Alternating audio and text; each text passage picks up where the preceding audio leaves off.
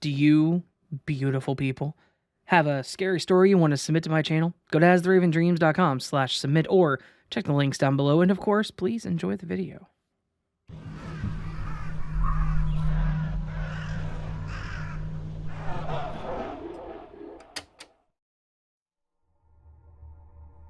I have a cat named Chip. He's 7 months old and is very curious. Too curious. It's burning hot here, so we have to open the windows at night. I live in a gated community and it's totally safe. Because the windows are open, Chip stays in my room at night while I sleep. I spend most of my time downstairs and he does too. We have a routine that we follow every day for going to bed and getting up. I take melatonin, I grab my water bottle and phone, I fill up my water and I bring it upstairs. I go back downstairs and pick up Chip, and then I bring him upstairs with me. I enter my room with him and I close the door. He goes to the window and I go to sleep. And that's it. I did that. I know I brought him upstairs because my family saw me carrying him and said that he is grown. I know I closed the door with him inside because my mom entered my room to say goodnight, and I watched as the door closed. Chip was in the room.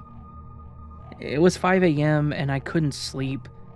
Chip wasn't on my bed, so I called for him. No answer. I tried again and said, "Chip, come here." Louder. Still no answer. I worry a little, for I remember that sometimes he likes to sleep under my bed, and when he's in a deep sleep, he doesn't answer. So I stop worrying, and I go back to sleep. Here's the thing about Chip. He knows his name, and he understands the command, "Come here." He always meows back when I say his name, and when I say "come here," he always answers. I wake up at 9 a.m., and I look around my room. No Chip. I call his name. Nothing.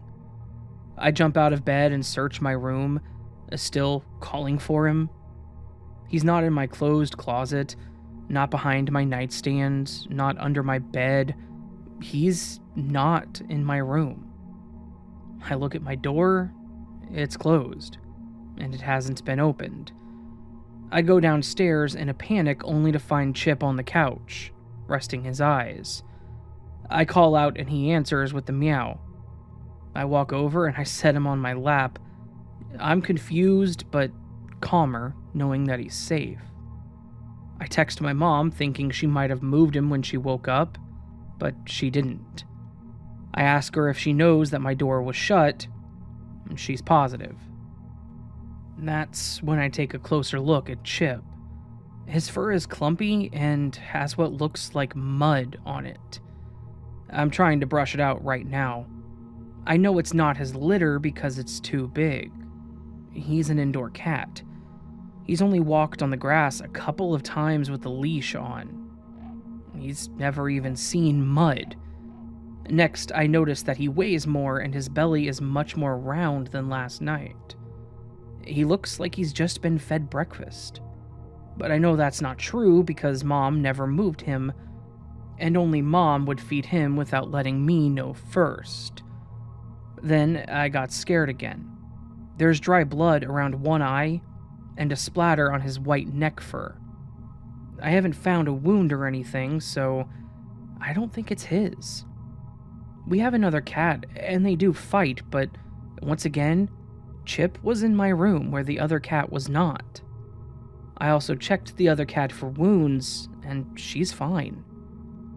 I know many things, and I know that this isn't some prank my family pulled or a simple mistake with the routine. My family does not pull pranks, and would never pull a prank involving me while I'm asleep.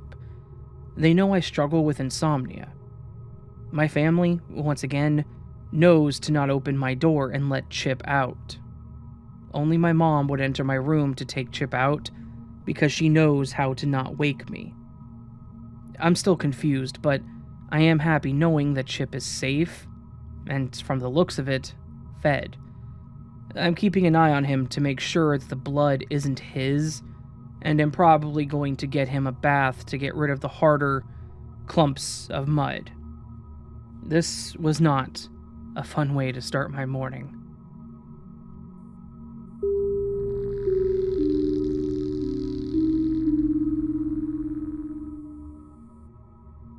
My friend and I were hanging out at my house. It was a house in southern rural Arizona. It was a big plot of mostly empty land with a trailer in the middle. We would often walk this area a lot, and I knew the area pretty well.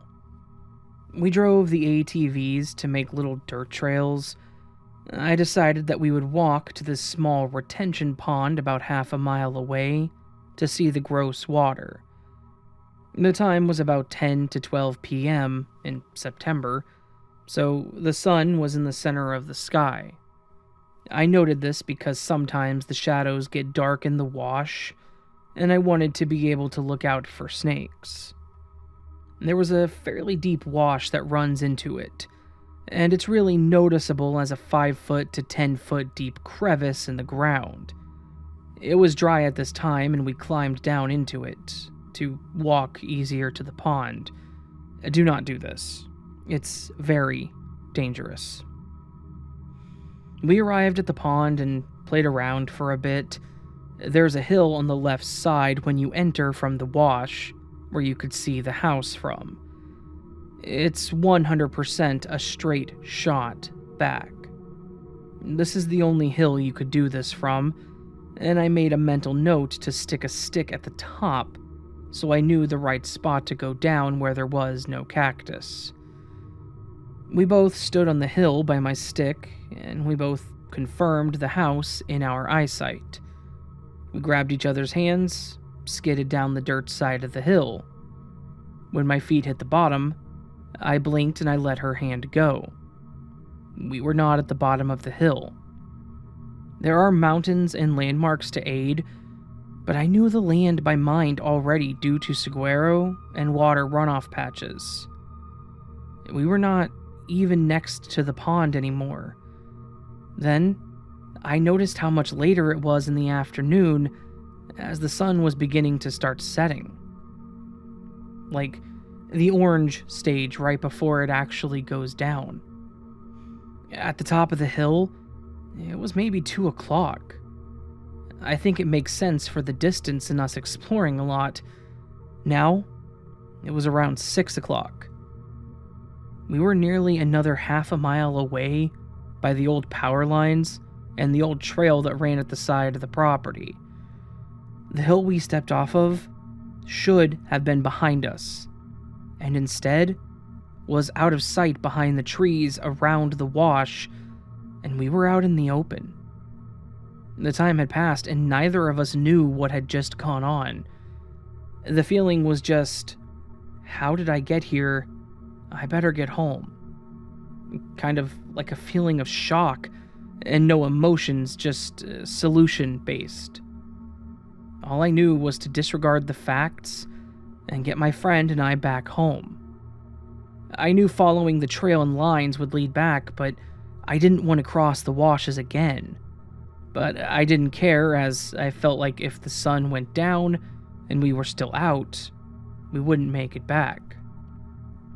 I have no idea how to explain that feeling, but it may have been general shock and anxiety of the event itself. There was no way that I have been able to deduce this.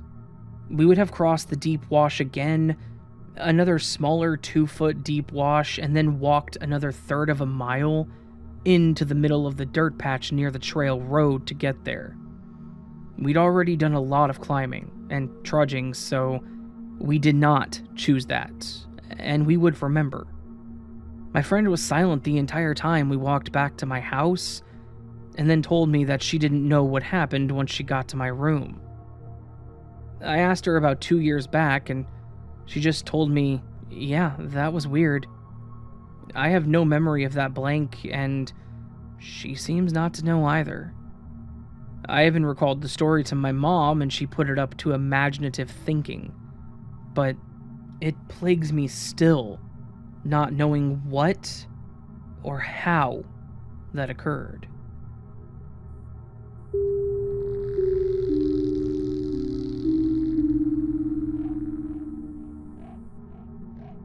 I was reminded of this when I read another Redditor's elevator glitch earlier today. This happened to me 2 years ago, while I was an undergrad. I had to visit an office on campus and retrieve some documents about an honor society, so I made my way over to this towering, tacky 1960s building that housed our history department. I was accustomed to visiting this building. At least one of my classes met inside of it every day. There were 2 elevators accessible from the ground floor, but one had been out of order for the entire semester. The power of the elevator had been completely shut off to prevent both students and staff from using it. Signs were taped to its closed door on every floor to remind us. I collected my documents without incident, but as I approached the elevators to travel back down to the ground floor, the one nearest me opened abruptly. I flinched, but thought it was lucky that I wouldn't have to wait for a ride. A woman in business suit attire emerged by her lonesome, carrying an abundance of files and striding past like a speed demon. Even though I was practically flush against this elevator's door already, it closed so speedily after her exit that I couldn't make it inside. I've never seen an elevator close so instantaneously right on the heels of its sole occupant. I thought there was still plenty of time to call it back before it descended, so I immediately pressed the button. There was no response. I tried repeatedly in vain to summon the elevator back. Neither the light of the button nor the lights revealing what floor the elevator was on were illuminated. The elevator was dead and unresponsive. I thought, oh great, now both elevators are ruined, and I'll have to take the stairs up 8 floors from my class every day. Then, I heard a bell ringing behind me and turned to see the doors of the opposite elevator sliding open. I had been standing at the original dead elevator all along, and a woman had somehow emerged from it, even after the power had been shut off to it for nearly 4 months. I noticed I only then saw the sign that had fallen off and now lay on the floor, courtesy of the doors opening. I asked a woman who worked there if the elevators had been fixed that day, but she denied it. I briefly wondered if I was on a hidden camera prank show, but no one came out laughing. The elevator remained out of order for the rest of the semester. I have no idea who that woman was, nor how she rode in an elevator with no electricity going to it, but I certainly won't forget it.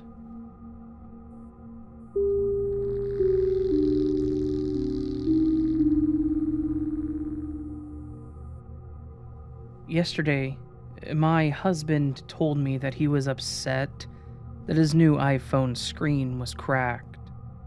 He showed it to me. There was physical damage to the side edge of the screen, where a small part of the screen had shattered. There was a very thin, but easily detectable crack that originated from where the impact damage was and went horizontally across the entire screen. Both my husband and I touched the screen and felt the physical damage. He was pretty upset because he had no memory of how this could have happened to his new phone. It just appeared out of nowhere. This morning, the crack is gone. My husband swears up and down that he did not replace the screen, and frankly, there'd be no way for him to be able to fix it himself. The phone had a physical chunk of the side missing the day before.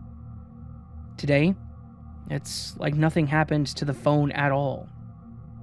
We don't know what to think. I mean, the damn phone was broken, and now it's not. I held part of the broken screen that came loose from us looking at it closer. What could explain this? My first thought is that maybe there's a carbon monoxide issue in our house. I've read about people who think their house is haunted, but the issue is really that they're being poisoned at home. However, we live on an island, and our doors and windows are open night and day.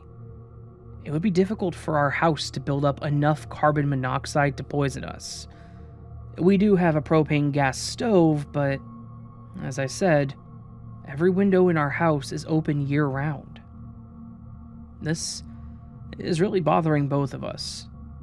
We keep trying to come up with explanations, but none of them make sense. The explanations require us both to deny our experiences yesterday. I don't know what to think. I just want to add that my husband's brother passed in a really tragic work accident a few weeks ago. My husband has a handyman business, and he's known as the guy that can fix anything. When my husband couldn't figure something out, he would call his big brother.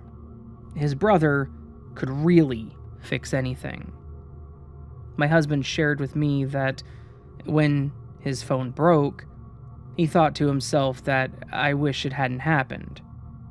When he woke up, he got his wish and his phone was totally fine. He got upset and told me that if he had known he could ask for a miracle, he would have asked for his brother back. So I said maybe we can treat this inexplicable happening as a sign from his brother.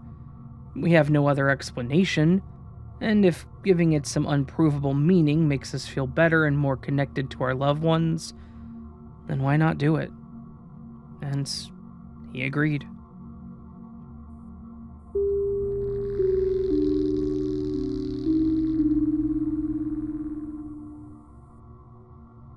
I've struggled with this situation, going over it in my head for months now, trying to make sense of it all. Finally, I decided to share it here just to get it off my chest and to tell someone. To set the scene, my driveway is a long upward slope, wooded all around with no other houses visible from the foot of my driveway. And the road is on a blind turn from both directions. Cars love to travel at high speed around this bend. It's a popular road to drive on sunny days because it's winding and oceanside. It was a stormy winter morning back in January or February of this year. I can't remember exactly. But I glanced out the window and there was a car stopped in the middle of the road, looking blankly up my driveway. I thought this was incredibly strange, as he was likely to cause an accident at any moment. I got up from the couch to take a closer look, and by the time I reached the window, the car had left. I looked a little closer down the driveway, and I noticed a single set of paw prints coming up the driveway and leading into the woods. I thought that maybe this was a stray dog, so I threw on my boots and went outside to follow the tracks. As I got a little closer, I noticed that they went up and over the hill through the woods to a neighboring street. I followed the tracks up through the woods when suddenly the paw prints stopped and human tracks began, all going the same direction and all along the same line of travel. I couldn't really believe what I was seeing. I looked over and over to see if I could tell if the tracks were doubled over, but there was no evidence of that at all. I'm no tracker by any means, but there were clearly defined boot prints in the strides, following the last paw print, and they continued until they hit the pavement. I go over it in my head fairly often, just thinking about what I saw, and how it doesn't make any sense to me. Has anyone encountered any sort of situation like this?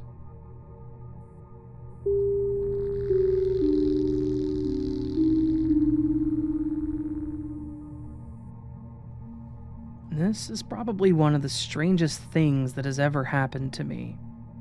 So, starting about 6 years ago, I always had a song in my head. I like to compose music and sing random tunes when I'm at home. Anyway, there was one random tune that I just could not get out of my head. I would sing it on and off at least once a week for at least 2 years. I knew this song by heart, but never actually got around to creating it, because I couldn't think of a chorus or anything else to add. Usually, I immediately forget the random tunes I sing and then never sing them again. But for some reason, I could not drop this tune. It was by no means my favorite or even an amazing tune. Honestly, it was pretty average. Fast forward a few years, and my favorite band, Jeff Rosenstock, comes out with a single. It's extremely rare for him to drop a single song out of nowhere, and he posted this one on his site, out of the blue.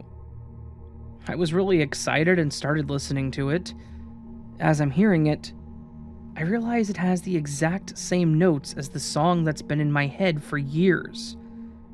I then whistle the notes in harmony with him, despite this being a brand new song. The song, by the way, is called Dramamine. It's actually not that great of a song compared to his other work, because you can tell that he could not come up with another part for it, really. It's just like the fact that I couldn't come up with a chorus. Usually his songs have a lot of variety in them, but this one's comparatively stale. Anyway, I'm posting this, hoping that someone will point out a song that sounds similar, that has existed for a long time, that both Jeff Rosenstock and I got inspiration from. Otherwise, this is the biggest glitch of my life.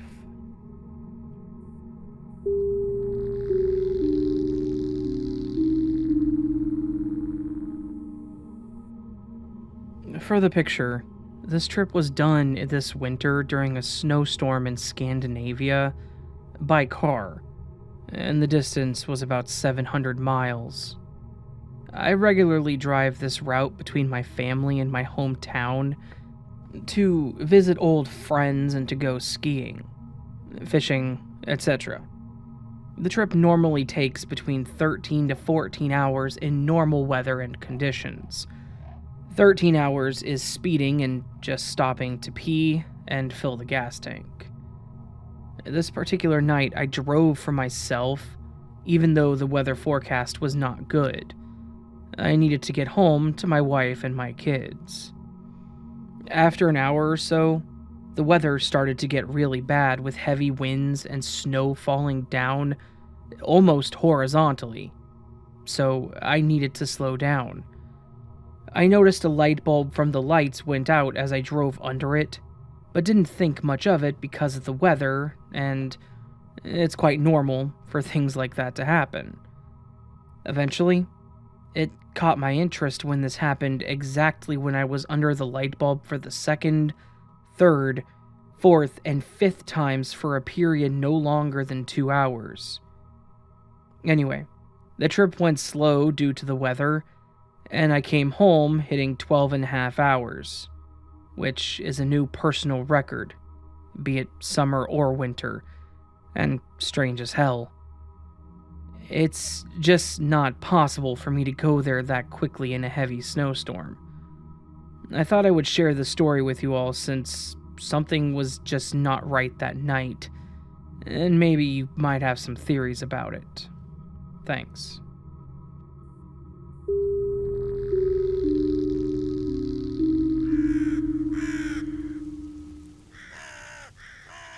So that was this week's Glitch in the Matrix collection, and hopefully you all enjoyed it. I know that I sure as hell did. Always a fun time with these. And really, some of these stories were interesting. Cats, number one, they work outside the Matrix, so we don't have to worry about them. The phone screen, yeah, I don't know about that one. I don't think Apple has self-repairing screens yet.